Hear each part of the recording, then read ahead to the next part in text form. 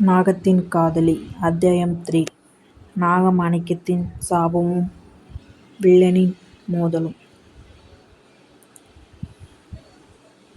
டேய் கதிர், அந்த நாகமாணிக்கத்தின் சக்தி உன் மனைவி வள்ளி உடம்புக்குள்ள தான் இருக்கு. அவ ரத்தம் அந்த நாகதேவதை பீடத்துல ஒரு சொட்டு பட்டாலே போதும், பல கோடி மதிப்புள்ள அந்த நாகமாணிக்கம் எனக்கு கிடைச்சிடும். பண்ணையார் துரைசிங்கத்தின் அந்த கொடூரமான வார்த்தைகள் இரவு நேரத்தில் கதிரின் வீட்டை அதிர வைத்தன. வீட்டு வாசலில் துரைசிங்கம் நின்றிருந்தான். அவனுக்கு பின்னால் 10 கூலிப்படையினர் அருவாள்களுடன் நின்று கொண்டிருந்தனர்.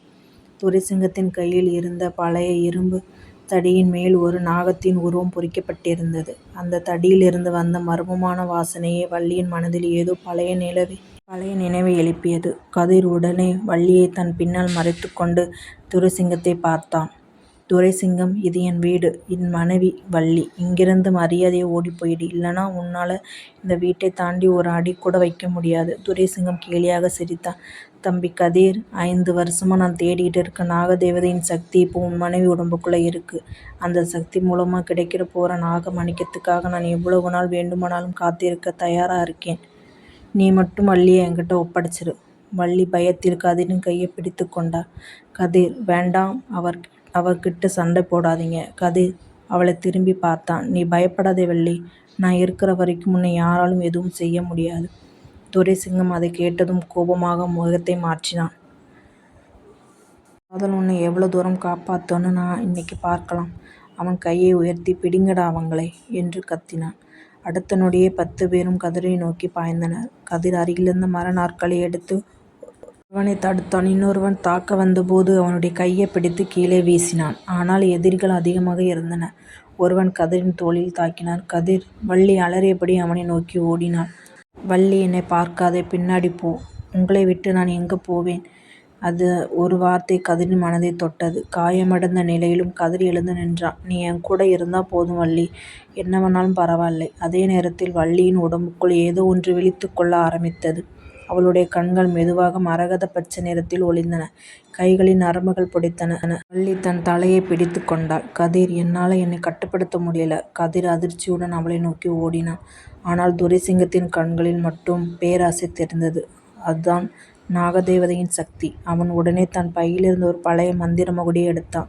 இந்த சக்தியை எழுப்ப தெரிஞ்சவனுக்கு அதை அடக்க தெரியும் என்று சொல்லிக்கொண்டு மகுடியை ஊதத் தொடங்கினான். அந்த மகுடியின் மர்மமான சத்தம் கோவில் மணி போலவும் பாம்பு சீரும் சத்தம் போலவும் அந்த வீட்டுக்குள்ளே ஒலித்தது. வள்ளி திடீரென்று காதுகளை பொத்திக் கொண்டாள். ஆ ஆ கதிர், சத்தத்தை நிறுத்த சொல்லுங்க. டேய் துரைசிங்கம், அதை நிறுத்துடா. கதிர் அவனை நோக்கி பாய முயன்றான். ஆனால் அவன் ஏற்கனவே காயமடைந்திருந்ததால் தடுமாறி கீழே விழுந்தான். மகுடியின் சத்தம் அதிகரிக்க வள்ளியின் கண்களில் இருந்த பச்சை ஒளி மெதுவாக மறைந்தது. கதிர் என்று அழைத்தபடியே வள்ளி மயங்கி கீழே விழுந்தாள். துரைசிங்கம் கொடூரமாக சிரித்தான். இவளை தூக்குங்கடா. 2 பேரும் வள்ளியை தூக்குவதற்காக ஓடி வந்தனர். தரையில் கிடந்த கதிரின் கண்கள் சுற்றிலும் பார்த்தன. அவனுக்கு அருகில் ஒரு எண்ணெய் விளக்கு இருந்தது. அதை எடுத்து கதிர் முழு சக்தியுடன் துரைசிங்கத்தின் ஆட்கள் மீது வீசினான். விளக்கு கீழே விழுந்து தீப்பற்றியது. சிறிது நேரத்தில் அங்கே குழப்பம் ஏற்பட்டது. அந்த குழப்பத்தை பயன்படுத்தி கொண்ட கதிர் ஓடிச் சென்று மயங்கியிருந்த வள்ளியை தூக்கி கொண்டான். வள்ளி, நான் இருக்கேண்டி என்று அவளை மார்போடு அணைத்து கொண்டு வீட்டின் பின்பக்க வாசல் வழியாக காட்டுக்குள் ஓடினான்.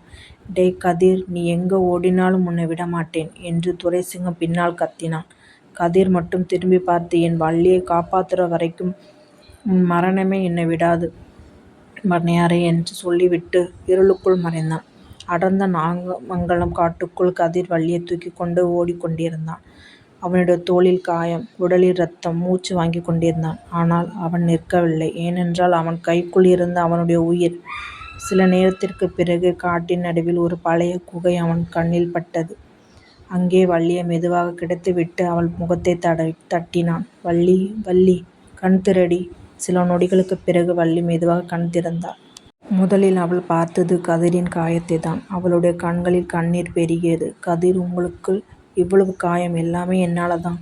இல்லடி, என்னை அவங்கிட்ட விட்டுட்டு நீங்க மட்டும் தப்பிச்சிருக்கலாம். ஏன் இவ்வளவு கஷ்டப்பட்டீங்க? கதிர் அவளுடைய கண்ணீரை துடைத்தான். அப்படி மட்டும் சொல்லாதே வள்ளி, என்னால் உங்களுக்குள் ஆபத்து வருது கதிர். என் உடம்புக்குள் என்ன சக்தி இருக்குன்னு எனக்கே தெரியல. நாளைக்கு அந்த சக்தி உங்களை கொன்னுட்டா? கதிர் அவளை பார்த்து கொண்டு மெதுவாக சொன்னான். நீ என்னை கொன்னாலும் பரவாயில்லை. வள்ளி அதிர்ச்சியுடன் அவளை பார்த்தாள். ஆனால் உன்னை விட்டுட்டு நான் உயிரோடு இருக்கிற வரைக்கும் வாழ்க்கை எனக்கு வேண்டாம் வள்ளி. வள்ளியின் கண்களில் கண்ணீர் விழுந்தது. நீங்கள் ஏன் என்னை இவ்வளோ காதலிக்கிறீங்க? கதிர் சின்னதாக சிரித்தான். அதுக்கு காரணம் தேட ஆரம்பிச்சா அது காதல் இல்லடி. வள்ளி கதிரின் கையை பிடித்து கொண்டாள். எனக்கு ஏதாவது ஆயிடுச்சுன்னா? கதிர் அவளோட கையை இன்னும் இறுக்கமாக பிடித்தான். நீ இல்லாமல் நான் இல்லை. வள்ளி அழுதபடியே கதிரின் மார்பில் சாய்ந்தான். சில நொடிகள் இருவரும் எதுவும் பேசவில்லை. அந்த அமைதி சாமின் சேரும் சத்தம் உடைத்தது. வள்ளி உடனே கதிரின் கையை பிடித்தாள். கதிர், நாம் இங்கிருந்து போகணும். எதுக்கு? அது சாதாரண பாம்பு சத்தமில்லை. வள்ளி மெதுவாக எழுந்தாள். கதிர், எனக்கு சில விஷயங்கள் கனவுல வருது. நான் யாருன்னே எனக்கு புரியாத சில ரகசியங்கள் அந்த கனவுல தெரியும். என் கனவு ஒரு பழைய கோவில், நடுவில் ஒரு பெரிய கல் பீடம். அந்த பீடத்துக்கு மேலே ரத்தம் மாதிரி சிவப்பாக ஒளிரும் ஒரு மாணிக்கம். கதிர் கவனமாக கேட்டுக்கொண்டிருந்தான். அதுக்கு முன்னாடி ஒரு பிரமாண்டமான பாம்பு. சாதாரண பாம்பு இல்லை, 100 வருஷத்துக்கு மேலே பழமையான ஆதி மாணிக்கம் தான். நாகமாணிக்கமா? வள்ளி தலையசைத்தாள். ஆனால் கதிர், அந்த நாகமாணிக்கத்தை யாராவது ஆசைக்காக தொட்டால் அவங்க உயிரோடு திரும்ப முடியாது. அப்படின்னா துரைசிங்கம் அதை எதுக்கு தேடுறான்? அந்த மாணிக்கத்தில் அளவில்லாத சக்தி இருக்குன்னு அவன் நம்புறான். கதிர் சிறிது நேரம் யோசித்தான். வள்ளி, அந்த மாணிக்கத்தால் உன் சாபத்தை நீக்க முடியுமா? வள்ளி அமைதியாக இருந்தாள். வள்ளி, உண்மையை சொல்லு. அவள் கண்ணீருடன் அவனை பார்த்தாள். நாகமாணிக்கத்தை நாகதேவதையின் பீடத்திலிருந்து சரியான முறையில் எடுத்தால் என் உடம்புக்குள் இருக்கிற சாபத்தை உடைக்க முடியும். கதிரின் கண்களில் நம்பிக்கை பிறந்தது. அப்படின்னா நாம் அந்த மாணிக்கத்தை எடுத்தாகணும். வேண்டாம் கதிர். ஏன்? அதை எடுக்க போகிறவங்க உயிரோடு திரும்ப மாட்டாங்க. உன்னை காப்பாற்ற முடியும்னு தெரிஞ்சும் நான் சும்மா இருக்கணுமா? உங்களுக்கு ஏதாவது ஆகிட்டா நான் என்ன பண்ணுவேன்? கதிர் வள்ளியின் இரு கைகளையும் பிடித்து கொண்டார். நான் உனக்காக உயிரை பணைய வைக்கிறேன். நீ எனக்காக வாழணும். அதுதான் நம்ம காதல். வள்ளி அழுதபடியே கதிரை அணைத்து கொண்டாள். அந்த இரவே அமாவாசை. நிலவு கூட இல்லாத இருள். கதிரும் வள்ளியும் ஒருவருடைய கையை ஒருவர் பிடித்து கொண்டு நாகமங்கலம் காட்டின் ஆழத்திற்குள் நடந்து சென்றனர். சிறிது நேரத்தில் அவர்களுக்கு முன்னால் அந்த பழமையான நாகதேவதை கோவில் தெரிந்தது. வாசலில் பிரம்மாண்டமாக நாக சிலைகள். வள்ளி அதை பார்த்ததும் நடுங்கினாள். கதிர், இதுதான் என் கனவுல தினம் வர்ற கோவில். இதுதான். கதிர் அவளுடைய கையை பிடித்தான். பயப்படாதே, நான் இருக்கேன். இருவரும் கோயிலுக்குள் காலடி வைத்தனர். அந்த கோயிலின் உள்ளே நூற்றுக்கணக்கான பாம்புகள் சுற்றி கொண்டிருந்தன. சுவர்களின் நாகங்களின் உருவங்கள். நடுவில் ஒரு பெரிய கல் பீடம். அதன் மீது இரத்த சிவப்பு நிறத்தில் ஒளிந்து கொண்டிருந்த நாகமாணிக்கம். வள்ளியின் கண்கள் அந்த மாணிக்கத்தை பார்த்ததும் மாறின. அவளுடைய கண்களில் மட்டும் மரகத பச்சை ஒளி தோன்றியது. கதிர், என்னடி அது? என்ன அழைக்குது? நாகமாணிக்கத்திலிருந்து வெளிவந்த பச்சை ஒளி வள்ளியின் உடலை தொட்டது. கதிர் உடனே அவளுடைய கையை பிடித்தான். என்ன ஆனாலும் என் கையை விடாதே. வள்ளி தலையசைத்தாள். கதிர் மெதுவாக நாகமாணிக்கத்தை நோக்கி நடந்தான். ஒரு அடி, இன்னொரு அடி. அந்த நேரத்தில் என்று பயங்கரமான நாகத்தின் மறு சத்தம் கோயில் முழுவதும் முதலொலித்தது. இருந்த நூற்றுக்கணக்கான பாம்புகளும் ஒரே நேரத்தில் தங்கள் தலைகளை தூக்கின. வள்ளி பயத்தில் கதிரின் கையை இறுக்கமாக பிடித்தாள். கதிர், பின்னாடி பாருங்க. கதிர் மெதுவாக திரும்பி பார்த்தான். அடுத்த நொடி அவனுடைய கண்கள் அதிர்ச்சியில் விரிந்தன. பீடத்தின் பின்னால் இருந்த இருளிலிருந்து 2 மிகப்பெரிய கண்கள் தெரிந்தன. அதன் பிறகு ஒரு பிரமாண்டமான நாகத்தின் தலை மெதுவாக மேலே எழுந்தது. அதன் படலம் முழுவதும் பிரிந்திருந்தது. அது 100 ஆண்டுகளாக நாகமாணிக்கத்தின் காத்து கொண்டிருந்த ஆதி நாகம். வள்ளி பயத்தில் கதிரின் பின்னால் நின்று கொண்டாள்.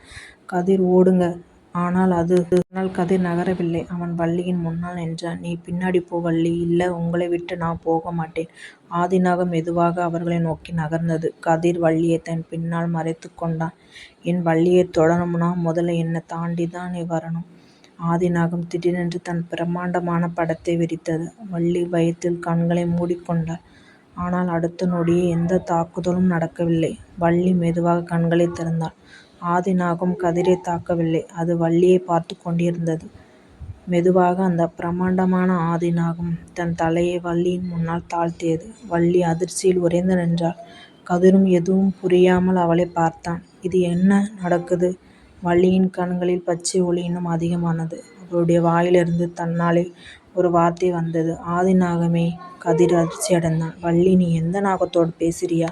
ஆதிநாகம் மெதுவாக தன் தலையை உயர்த்தி கதிரை பார்த்தது. பிறகு தன் வாளால் கதிரின் காலடியிலிருந்த மண்ணைத் தட்டியது. அங்கே பாதி புதைத்திருந்த ஒரு பழைய கல்பலகை தெரிந்தது. கதிர் அதை எடுத்தான். அதில் பொறிக்கப்பட்டிருந்த பழைய எழுத்துக்களைப் பார்த்து அவன் அதிர்ச்சி அடைந்தான். அதில் எழுதப்பட்டிருந்த நாகமாணிக்கத்தை தொடும் மனிதன் உயிர் பலியாகும். ஆனால் நாகத்தின் சாபத்தை உடைக்கக்கூடியது உண்மையான காதலின் உயிர் தியாகம் மட்டுமே. கதிரின் முகம் மாறியது. வள்ளி அந்த வார்த்தைகளை படித்ததும் கண்ணீர் விட்டாள். கதிர், வேண்டாம். கதிர் அவளைப் பார்த்து, வள்ளி, என்னை காப்பாற்றுவதற்காக நீங்க உங்க உயிரை கொடுக்க போறீங்க. கதிர் அமைதியாக அவளுடைய கையை பிடித்தான். உனக்காக என் உயிரை கொடுக்கறதுக்கு எனக்கு மரணம் இல்லடி வள்ளி. கதிரியபடி கதிரை அணைத்து கொண்ட அதே நேரத்தில் கோவிலின் வாசலில் இருந்து ஒரு கொடூரமாக சிரிப்பு கேட்டது. ஹா ஹா ஹா ஹா. கதிரும் வள்ளியும் அதிர்ச்சியுடன் திரும்பி பார்த்தனர். கோயில் வாசலில் பண்ணையார் துரைசிங்கம் நின்று கொண்டிருந்தான். அவனுக்கு பின்னால் அவனுடைய 10 கூலிப்படையினரும் நின்றிருந்தனர். அவனுடைய கையில் மீண்டும் அந்த மந்திர மகுடி. துரைசிங்கம் மெதுவாக சிரித்தான். நாகமாணிக்கத்தை எடுக்க நீங்க இங்கே வருவீங்கன்னு எனக்கு தெரியும் கதிர். கதிர் வள்ளியின் முன்னால் நின்றான். துரைசிங்கம், இன்னும் என்ன வேணும் உனக்கு? எனக்கு வேண்டியது அந்த நாகமாணிக்கம் மட்டும் இல்லை கதிர். துரைசிங்கத்தின் பார்வை வள்ளியை நோக்கி திரும்பியது. இந்த நாகமாணிக்கத்தோட உண்மையான வாரிசு யாருன்னு உனக்கு தெரியுமா? கதிர் குழப்பமாக வள்ளியை பார்த்தான். துரைசிங்கம் சிரித்தான். இது வேற யாரும் இல்லை. அவன் வள்ளியை சுட்டி காட்டினான். உன் மனைவி வள்ளிதான். வள்ளியின் கண்கள் திடீரென மரகத பச்சை நிறத்தில் பிரகாசித்தன. ஆதிநகம் துரைசிங்கத்தை நோக்கி சீறியது. கதிர் வள்ளியின் கையை இன்னும் இறுக்கமாக பிடித்து கொண்டான். அவனுக்கு இப்போது ஒரு விஷயம் மட்டும் புரிந்தது. வள்ளி ஒரு சாதாரண பெண் இல்லை. அவளுக்கு இந்த நாகதேவதைக்கும் இந்த நாகமாணிக்கத்துக்கும் 100 ஆண்டுகளாக காத்திருக்கும் ஆதிநாகத்துக்கும் ஏதோ ஒரு மிகப்பெரிய இரகசிய தொடர்பு இருக்கிறது. ஆனால் இந்த இரகசியத்தை தெரிந்து கொள்ளும் முன்பே துரைசிங்கம் மகுடியை தன் உதடுகளுக்கு அருகில் கொண்டு சென்றான். அவன் ஊதம் போகும் அந்த ஒரு மகுடி சத்தம் வள்ளிக்குள் இருக்கும் நாகசக்தியை மீண்டும் எழுப்புமா? அல்லது கதிரின் காதலை அந்த நாகசக்தி கட்டுப்படுத்துமா? வள்ளியின் உண்மையில் யார்? அவளுக்கு நாகமாணிக்கத்தும் என்ன தொடர்பு? ஆதிநாகம் ஏன் வள்ளிக்கு மட்டும் தலை வணங்கியது? துரைசிங்கம் இந்த ரகசியத்தை எப்படி தெரிந்து கொண்டான்? இது வள்ளியின் சாபத்தை உடைக்க தன் உயிரை பலியாக கொடுக்க வேண்டுமா? அந்த பதில்கள் எல்லாம் நாகத்தின் காதல் அத்தியாயம் 4-இல். காதல் தொடரும். நாகத்தின் மர்மமும் தொடரும். இந்த கதை உங்களுக்கு பிடிச்சிருந்தா மறக்காமல் நம்ம காதல் சேனலை சப்ஸ்கிரைப் பண்ணிக்கோங்க. அடுத்த அத்தியாயத்தில் கதிர் வள்ளியின் காதல் எந்த புதிய சோதனையை எது சந்திக்கப் போகிறது என்பதை பார்க்க மறக்காதீங்க. நன்றி, வணக்கம்.